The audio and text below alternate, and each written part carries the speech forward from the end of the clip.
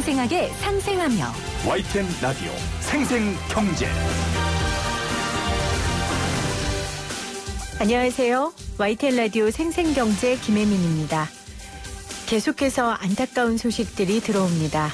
전주의 코로나19 담당 공무원이 숨진 채 발견됐습니다.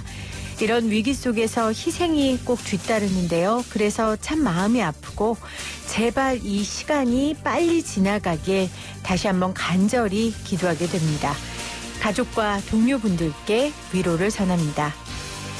이런 마음 아픈 소식이 들려오는 가운데서도 들려오는 선행 소식 그리고 서로가 서로에게 하는 배려와 마음 씀씀이가 우리를 버티게 하는데요. 제 친구가 배달 음식을 시켰는데 배달을 하면서 음식뿐만 아니라 음료수를 서비스로 줬대요. 그러면서 이런 메모가 담겨 있었답니다. 어려운 시기에 주문해 주셔서 감사합니다. 음료수는 서비스예요. 건강 유의하시고 맛있게 드세요. 오늘 생생경제도 여러분에게 작은 위로가 됐으면 좋겠습니다. 2020년 2월 27일 YTN 라디오 생생경제 지금 시작합니다.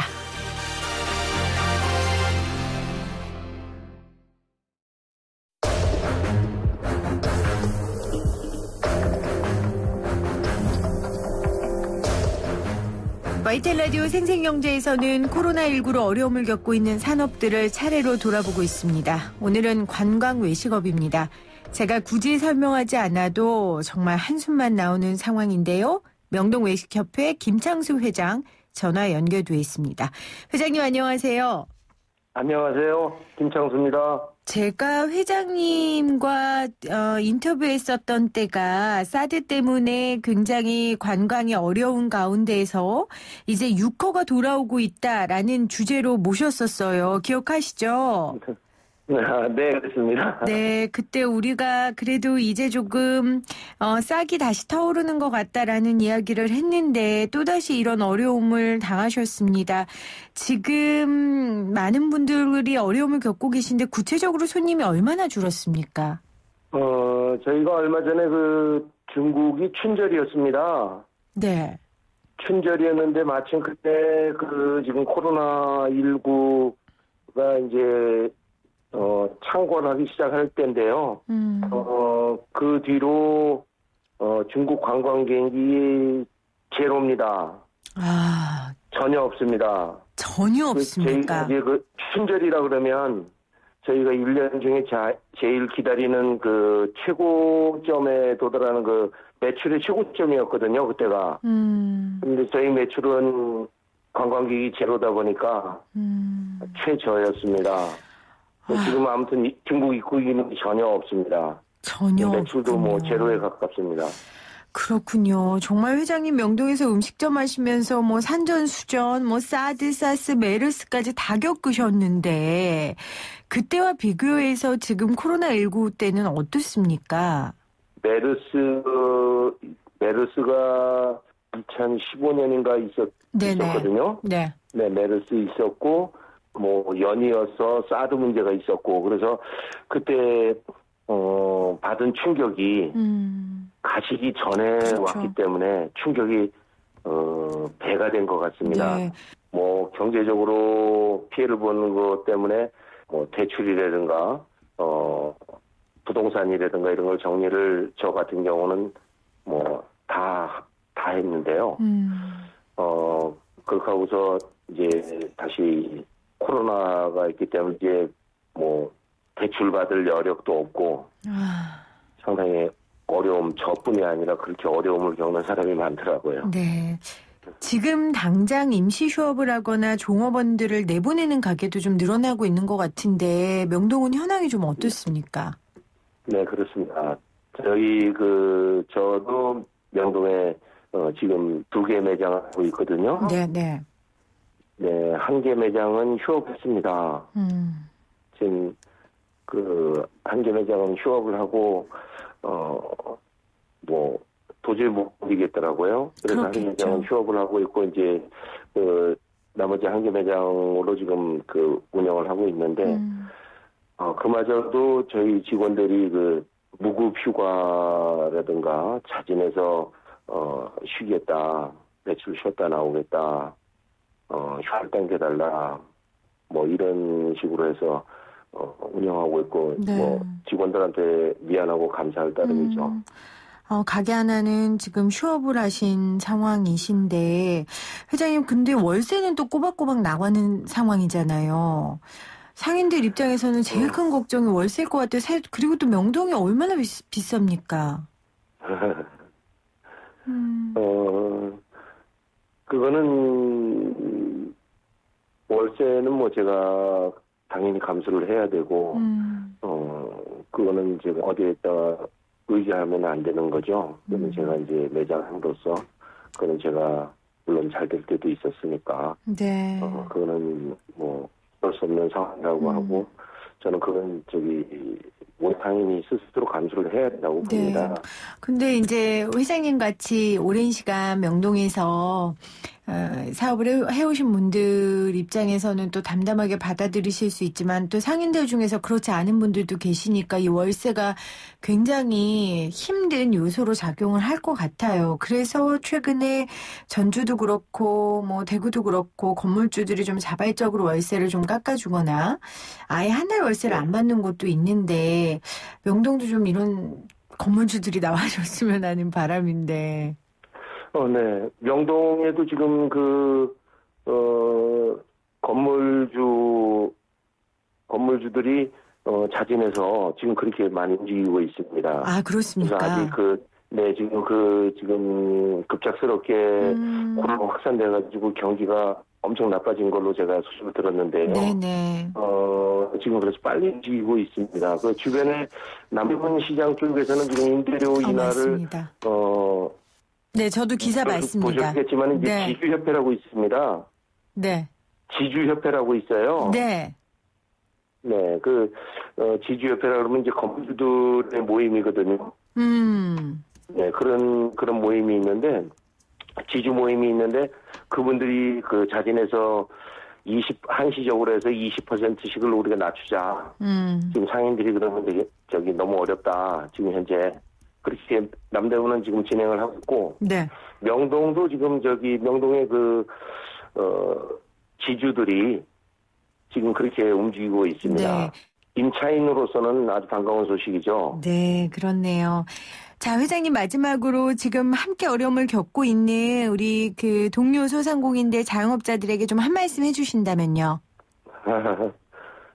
정부가 뭐 매뉴얼을 정해놓은 게 있으니까 저희는 이제 그 매뉴얼대로 잘 따르고 개인이 몸 관리 잘 하시는 것밖에 더 있겠습니까? 그리고 너무 위축되지 말고 뭐 위축이 안 될 수는 없습니다만은 위축되지 말고 희망을 가지고 뭐 견디자.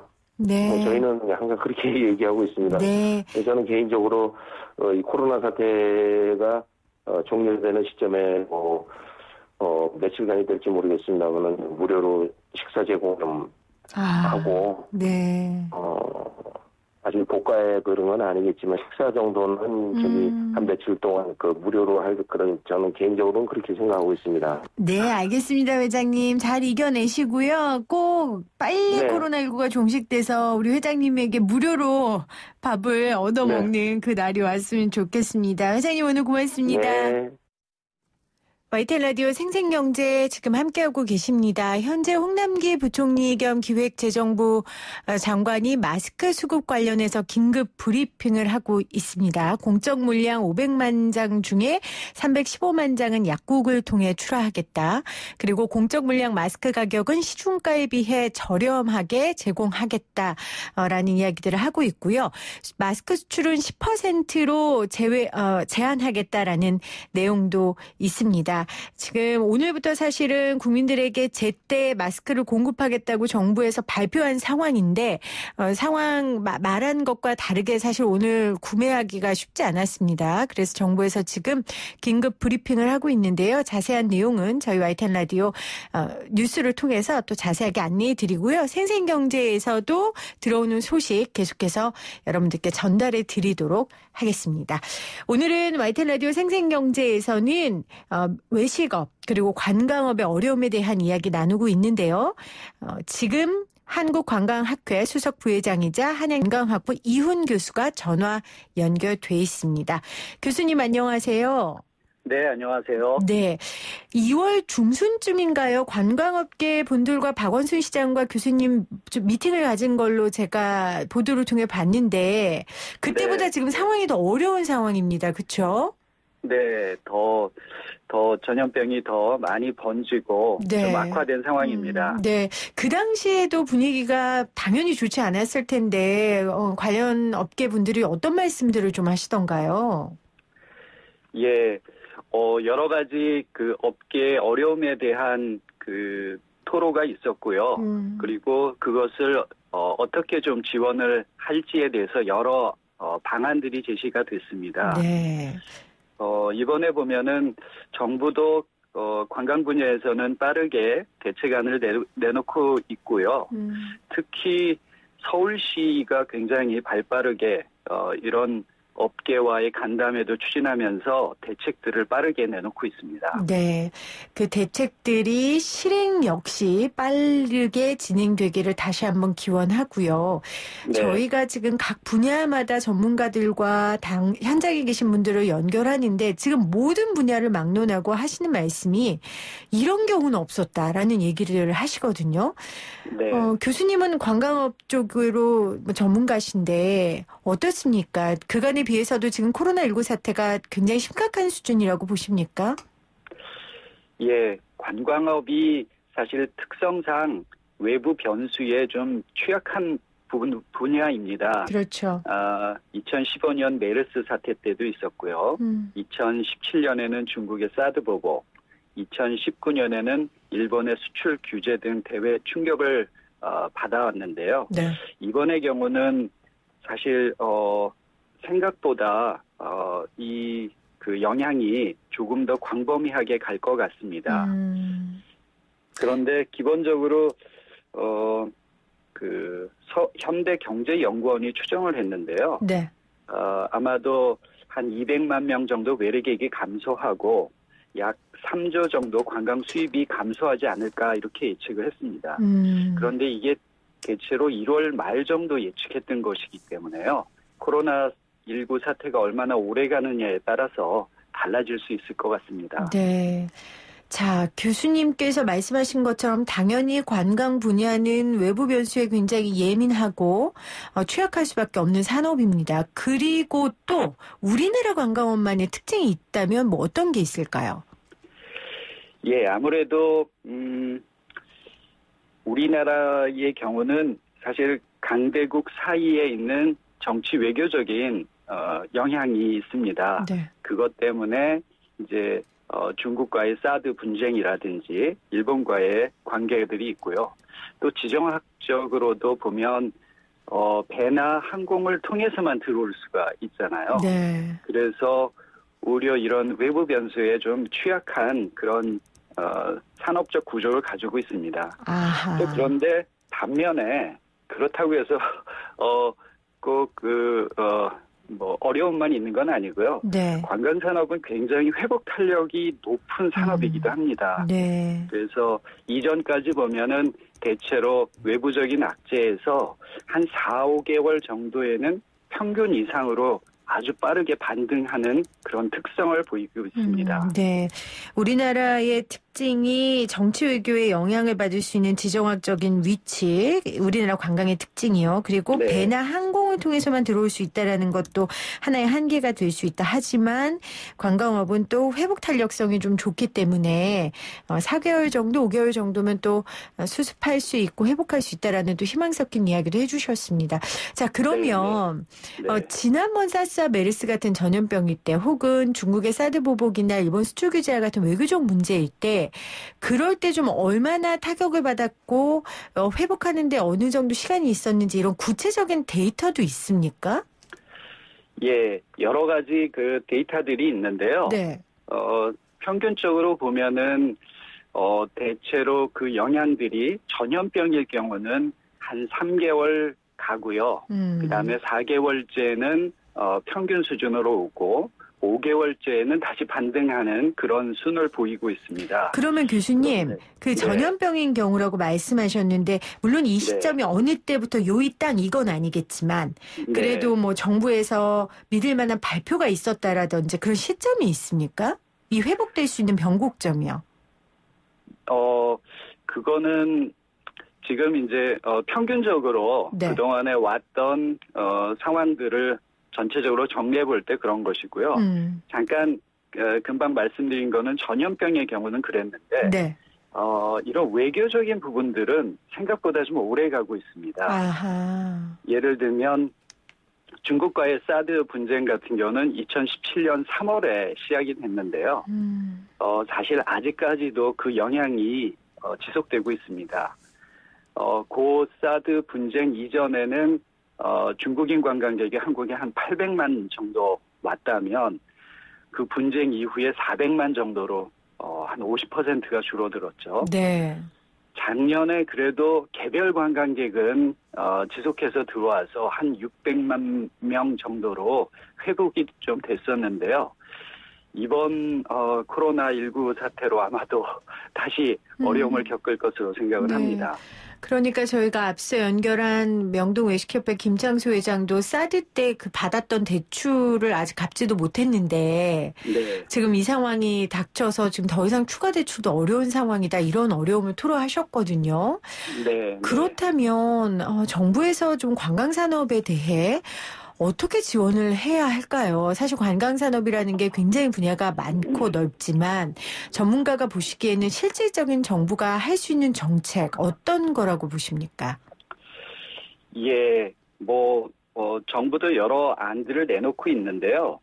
특히 이번에는 서울시가 좀 빠르게 대응했다고 말씀드렸잖아요. 이 대응이 조금 두드러진다라고 하는 거는 단계를 3단계로 나누어서 지원책을 만들었어요. 그러니까 1단계는 업계를 긴급하게 지원하고 또 회복 단계인 2단계는 관광 수요를 확대하고 또 마지막 도약하는 3단계는 시장 다변화 등 관광 생태계를 강화하는 쪽으로 이렇게 대안을 내놓았는데요. 거기에서 보면은 우선은 업계를 지원하는 쪽에서 보면 피해 관광 업체에 특별 융자를 좀 해주겠다라고 하는 겁니다.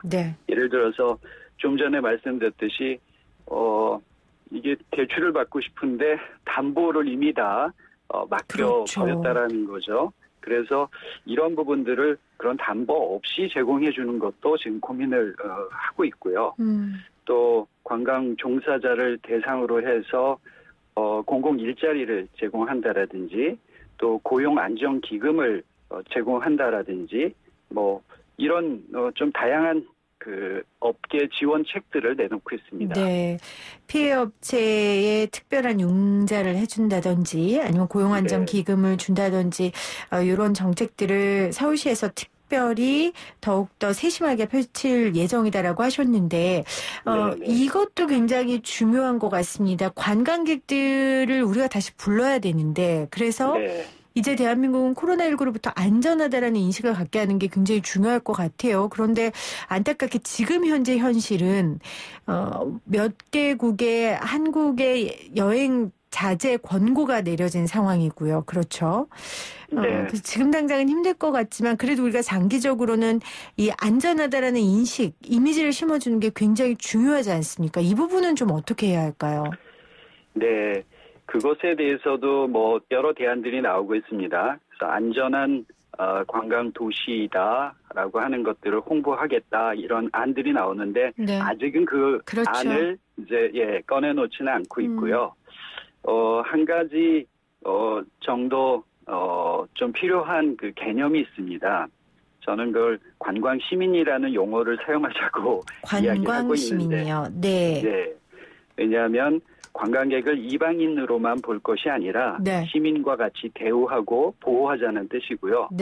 우리 도시계획에도 관광객까지를 포함해서 세워야 하고 또 한편에선 관광객도 시민과 같이 책임과 의무를 지켜야 한다라는 의미입니다. 그래서 이번의 경우는 우리도 한국 또는 서울도 관광객을 관광 시민으로 보호한다. 이런 선언을 좀 대외적으로 할 필요도 있습니다. 아, 서울 시민도 관광 시민으로 보호한다. 네, 관광객도 서울 시민으로. 네. 관광 시민으로 보호한다. 이렇게 선언할 필요도 있다고 생각합니다. 그러니까 단지 관광객을 한번 왔다 가는 관광객으로만 우리가 여기는 게 아니라 서울 시민처럼 여기고 그분들의 안전과 행복을 위해 서울시에서 더 애쓰고 노력한다라는 이미지를 심어줘야 된다라는 말씀이신 거죠? 맞습니다. 네. 네.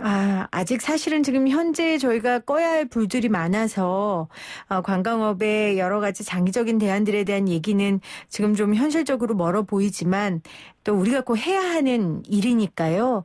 교수님 마지막으로 조금 이제 코로나19 확산세가 좀 잦아들고 안정기에 접어들면 국내 관광의 포인트를 좀 어떻게 찾아야 된다고 보십니까? 예. 그 철학자 들레즈의 책 중에 차이와 반복이라는 책이 있잖아요. 네. 국내 관광의 원칙에도 적용된다고 생각합니다. 각 지역이 다른 곳을 흉내내지 말고 그곳의 특성을 차별화시켜서 매력을 만들어내야 하고요. 네. 한 번 방문이 아니라 반복해서 재방문을 이끌어내도록 구상한 것이 향후에 지속 가능한 국내 관광을 만드는 포인트라고 생각을 합니다. 네. 고맙습니다. 오늘 코로나19 산업별 영향 점검 관광 외식업 편에 대한 이야기 나눠봤는데요. 한양대 관광학부 이훈 교수와 이야기 나눴습니다. 교수님 고맙습니다. 네, 고맙습니다.